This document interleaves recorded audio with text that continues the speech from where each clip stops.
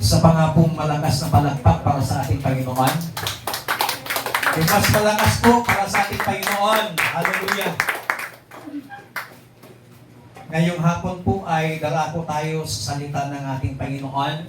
Nabasa na po yung ating pong teksto doon po sa Book of Acts. Sabi po nila, Book of Acts chapter 2 verses 42 to 47. Nabasa po sa Magandang Balita Biblia, nabasahin ko po sa inyo International Version. They devoted themselves to the apostles, teaching and to fellowship, to the breaking of bread and to prayer. Everyone was filled with awe at the many wonders and signs performed by the apostles. All the believers were together and had everything in common. They sold property and possessions to give to anyone who had need. Every day they continued to meet together in the temple courts. They broke bread in their homes and ate together with glad and sincere hearts, praising God and enjoying the favor of all the people. And the Lord added to their numbers daily those who were being saved. Ang Diyos ang magpala sa kanyang mga salita na atin pong nabasa sa hapon pong ito. Ang paksa po ng mensahe is the attitude of having a committed heart. Yung pag-uugali ng isang taong may matapat na puso sa Panginoon o yung nai-commit niya yung kanyang buhay, yung kanyang puso sa ating Panginoon. Yung ating pong teksto, the Book of Acts, ay ito po yung kwento na kung saan ay chapter 2, na kung saan ay bumaba yung Espiritu ng Panginoon na ang mga believers ay napuspos ng kapangyarihan ng ating pong Panginoong Hesukristo. Na ang sabi ni Jesus sa mga disciples in the book of Luke chapter 24, tarry in the city until you be endued power from on high. So itong mga disciples na natili doon sila sa templo, pero ilan lamang po yung mga tumanggap ng kapangyarihan. Dahil yung mga iba ay hindi po naka-stay. Dahil ang akala nila, pagpunta nila doon sa templo sa Jerusalem, ay in the upper room, ay overnight matatanggap na nila yung kapangyarihan ng Panginoon na kanyang ipinangako. But kung titingnan po natin, 120 disciples lamang ang nakatanggap ng kapangyarihan ng Panginoon na napuspos ng Espiritu ng Panginoon dahil sila lamang po yung nag-stay. Ito lamang pong 120 na ito yung mga may matapat na puso na nanatili doon kaya natanggap nila yung Espiritu ng ating pong Panginoong Diyos. At kung titingnan po natin dito, after na matanggap nila yung kapangyarihan ng Panginoon, isang preaching lang ay almost 3,000 yung naligtas. At ang sabi ng Biblia, araw-araw may idinadagdag ang Panginoon sa kanila. At kung babasahin po natin dito, yung buhay ng mga unang mananampalataya in the Book of Acts, especially in Jerusalem, it is emphasizing their commitment to the apostles' teaching. Makikita natin dito yung kanila pong commitment doon po sa itinuro sa kanila ng mga apostol ng Panginoon. And now, every believer in Christ must have an attitude that demonstrate his commitment to God. Kapag sinabi natin tayo po ay committed sa Panginoon, dapat meron tayong attitude na nagpapakita na ikaw nga at ako ay committed sa Panginoon. What kind of attitude must have a Christian who is committed to God? Anong klaseng pag-uugali dapat meron tayo sa mga nagsasabing committed sila sa Panginoon? There are 4 kinds of attitude na dapat taglayin po natin. na nagsasabing tayo po ay committed sa Panginoon. Number 1, sa verse 42a, they devoted themselves to the apostles' teaching. Number 1, be committed to the apostles' teaching. Yung binanggit po sa New International Version na salita, they devoted. Yung salitang devoted, it is the synonyms of committed. Pag sinabi natin devoted, ito po yung kasing kahulugan ng salitang committed. Kaya ang mga early church, sila po ay nanatili doon sa mga katuruan ng mga apostols. But, ang tanong po, ano po ba yung itinuro ng mga apostol sa talatang ito? Ano ba yung mga itinuro nila? The apostles' teaching represents the essential truths about God, about Jesus, about salvation, about the Holy Spirit, proclaimed, and the early church embraced it. Yung itinuro kasi ng mga apostol dito sa mga mananampalataya sa talatang ito ay yung patungkol sa katotohanan, patungkol kay Jesus, patungkol sa Diyos, at patungkol sa banal na Espiritu ng ating pong Panginoon. And the early church was committed to the Word of God. Lahat ng itinuro ng mga apostoles dito sa Book of Acts, it is grounded by the Word of God. Hindi sila nagturo outside the Word of God. Hindi sila nagturo na kung ano-anumang katuruan. Pero ang itinuro ng mga apostol dito ay patungkol sa salita ng ating Panginoon, na alam ng mga early believers na ito yung pundasyon ng kanilang pananampalataya, yung pundasyon ng kanilang pagtitiwala sa Diyos. It is founded in the Word of God. Wala na pong iba.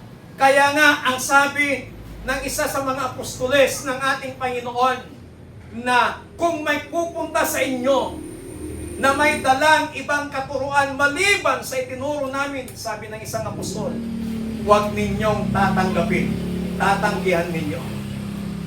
Sa panahon po natin ngayon, napakailam po na alam po natin yung ating pinaninindigan as a believers in Christ. Alam natin yung ating fundasyon bilang anak ng Panginoon. We believe in God the Father, we believe in God the Son, and we believe in God the Holy Spirit. We believe in the triune God. Yun po yung ating stand, yun po yung ating pinaniniwalaan, na ang Diyos Ama ang siyang lumikha ng lahat ng bagay. Ang Diyos Ama ang nagplano ng lahat ng bagay. In the beginning, sabi ng salita ng Panginoon, noon pa lamang sa pasimula, ang Diyos ang arkitekto ng lahat ng bagay. At ang plano ng kaligtasan, ang Panginoong Diyos pa rin ang nagplano. Pero sino pang gumawa ng planong yan? Walang iba kundi ang ating Panginoong Hesus. Si God the Son. Hindi pinagkait ni God the Father ang kanyang kaisa-isang anak upang tayo po ay tubusin sa ating mga kasalanan.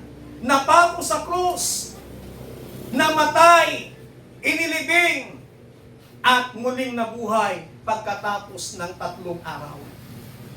Itong buwan na ito, marami na namang mag-aalala sa ginawang sakripisyo ni Jesus Christ doon sa krus ng Kalbaryo. Marami na namang magbibigay ng mga mensahe patungkol sa 7 huling wika ng ating Panginoon habang siya nakabayubay sa krus ng Kalbaryo. Ang itinuro ng mga apostol ng Panginoon ay yung pagka-Diyos ng ating Panginoong Kristo. Kaya yung paniniwala po natin, yung stand natin, Jesus is God. Si Jesus ay Diyos. Pangalawang paniniwala natin, yung banal na Espiritu ng Panginoon, ang siyang iniwan ni Jesus. Nung muling nabuhay si Jesus, Humarap siya sa kanyang mga disciples. Nang sabi niya, huwag magulumihanan ang inyong mga puso. Manalig kayo sa Diyos, manalig kayo sa akin. In my Father's house are many mansions. Ako'y muling babalik, sabi ni Jesus, upang kayo'y aking gawan, ipaghanda ng inyong matitirhan.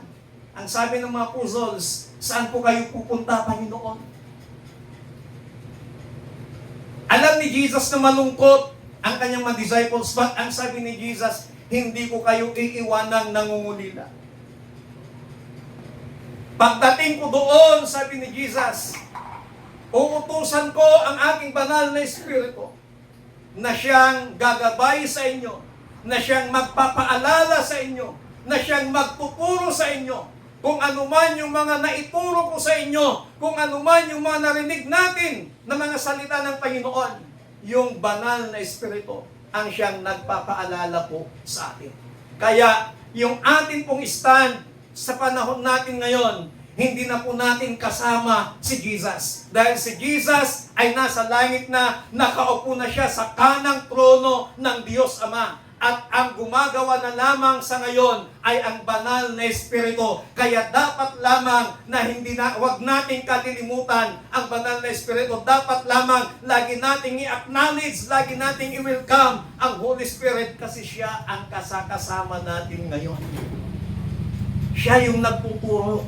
Siya yung nagpapaalala sa atin ng mga bagay na narinig natin na mga salita ng ating Panginoon. Siya yung nagtuturo sa atin ng mga bagay na dapat nating gawin. Kaya itong mga early church, doon po sila nanatili. They commit themselves to the apostles' teaching. Hindi nila iniwan yung mensahe ng Panginoon na nakarinig sila ng ibang teaching. Hindi nila tinanggap. Nakakalungkot sa atin ngayon. Marami pong mga lumalabas na bagong teaching. At dahil bago, karamihan ay ini-embrace po nila ito. Na hindi nila alam kung yung teaching na yon ay ipapahamak sila. Sa panahon po natin ngayon, hindi porkit sikat sa social media na isang lecturer, na isang speaker, hindi porkit sikat na motivational speaker, lahat pinapaniwalaan natin. Saliksikin po natin at unawain natin yung kanila pong sinasabi. Huwag po tayong lalayo sa mga katuruan ng ating Panginoon na atin pong nakagisnan, na atin pong pinanghawakan. Huwag po tayong lalayo doon. We must commit to the Word of God. Amen. Palakpakan natin ang Panginoon. Kapag may magturo sa atin, sa inyo, na outside the Word of God, huwag niyong tatanggapin. Napakaliwanag ang sinabi ng Biblia. Kapag may pumunta sa inyo na may dalang ibang mensahe, maliban sa mensaheng na ibigay namin sa inyo, huwag ninyo itong tanggapin. Tanging salita ng Panginoon. I-commit natin ang ating buhay sa salita ng Panginoon. Why? Because the Word of God guide us. The Word of God teach us. And the Word of God direct us. And the Word of God transform our lives. Yung salita ng Panginoon, makapangyarihan. Makapangyarihan. Kahit sinulat lamang sa papel, kahit na nandyan lang sa cellphone mo, Bible apps yung gamit mo, that is Word of God. Salita ng Diyos yan. That is very powerful. Why? Ang Diyos ang nagsasabi niyan. Kaya kung may nabasa ka na sinabi ng Panginoon, i-commit mo yung puso, i-commit mo yung buhay. Sundin mo kung anong sinasabi. Kasi Diyos ang nagsasabi sa iyo niyan. Pangalawa na ginawa ng mga early believers dito. They commit themselves to fellowship. Committed to fellowship. Verse 42b. They devoted themselves to fellowship. Itinalaga nila ang kanilang sarili sa fellowship. Ano bang ibig sabihin ng salitang fellowship? The word fellowship, it is from the Greek word koinonia, means share in common. Share in common. Mabasa din natin yan sa ibang talata, sa ibang bersikulo, sa ating pong teksto na the share in common. Ang ibig sabihin nun ay kung anong meron sila, meron din ito. Nagbabahaginan. At mabasa natin sa verse 44, ang sabi po dito, all those who believe were together and had all things in common. Meron silang pagkakaisa. Now, para magkaroon tayo ng fellowship, to have fellowship, we must truly be saved. Bago ka makapag-fellowship sa mga kapwa mo mananampalataya, kailangan ligtas ka muna. Dito po sa Book of Acts, sa chapter 2, itong mga early believers, ito yung mga araw-araw na dinadagdag ng Panginoon sa kanila. Sila po yung nagpi-fellowship. Napakahalaga po yung fellowship. Why? Dahil doon sa fellowship, I believe sa tinatawag na transferring of spirit. Kung ang ka-fellowship mo, negatibong tao, kung ang ka-fellowship mo lagi mong kasama, laging kismusa, laging naninira ng tao, kapatid, 1 month, nakasama mong taong yan, ganun na rin ang magiging attitude mo. Pero kung ang ka-fellowship mo, lagi mong kasama, positibong tao, positibo sa lahat ng bagay, kahit na ikaw ay may negatibo sa buhay mo, I believe, after 1 month, nagiging positibo na rin ang buhay mo. That is transferring of spirit. Kaya kung ang ka-fellowship mo, kasama mo lagi, ay laging naghahanap ng kahinaan, kasiraan sa church, kapatid, kahit saan kayo magpunta na fellowship, kahit saan kayo magpunta ng mga churches, ang titingnan ninyo yung kahinaan, yung kasiraan ng church. Pero kung ang kasama mong tao ay laging magpalasamba sa Panginoon, worshiper sa Diyos, kapatid, sa iyo at sa gusto mo, magiging worshiper ka din. Kasi natatransfer yung spirit niya sa iyo. Kaya, ako po, hindi ako basta-basta naglilihans. Pag hindi ako nilid ng Panginoon, hindi ako naglilihans. Baka mamaya, naitaon na yung time na yun, problemado ako. Hindi, yung puso ko, hindi nakasintro sa Panginoon. Tapos naglihans ako, na-transfer sa nilihans ko yung bagay na meron ako. But as long as na you are led by the Holy Spirit, na gawin mo ito, dapat gawin mo. Don't ignore the Holy Spirit. Amen? Amen. Palagpakan natin ang Panginoon. To have fellowship, we must share together in the things of God. Sa fellowship, dapat ang binabahagi mo yung mga bagay patungkol sa Diyos.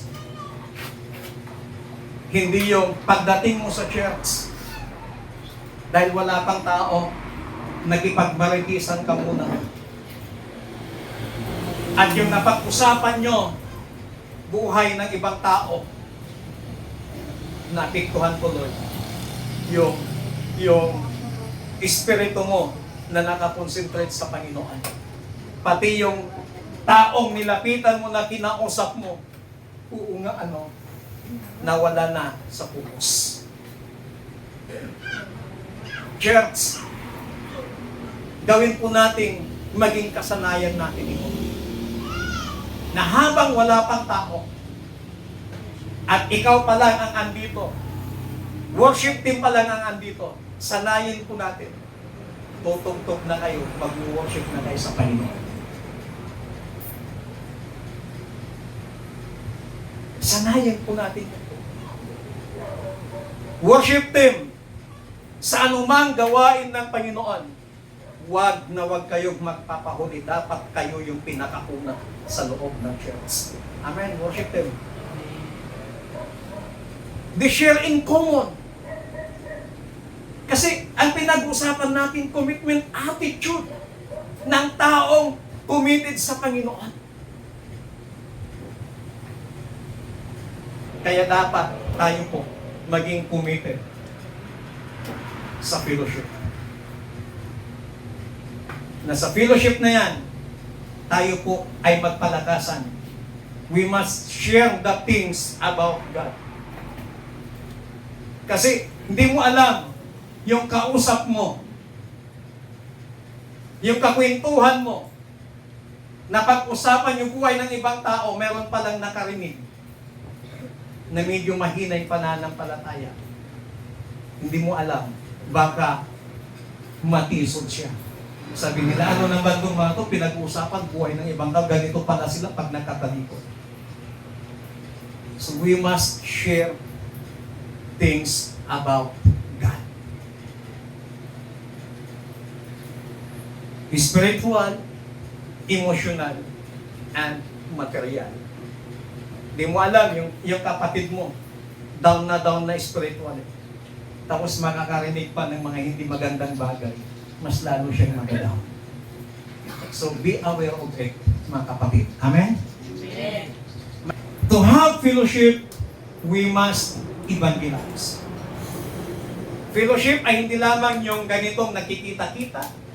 Fellowship ay hindi lamang banding time. Fellowship ay hindi lamang every worship celebration, but fellowship ay to evangelize people. At ang nakita ko na wala sa atin, evangelization. Habang inihahanda ko ito, nire-review ako ng Panginoon. Kulang tayo sa evangelization. Sermon kayo ng sermon ng commitment, sabi sa akin ng Panginoon. Bakit hindi kayo mag-commit, mag-evangelize ng tao? That time, umiyak talaga ako. Lord, forgive me. Yun po yung kulang sa akin. Sana, wala pong magtatampo, wala pong masasaktan. This is the one. Ako muna ang nireview ng Panginoon. Umiyak talaga ako dito.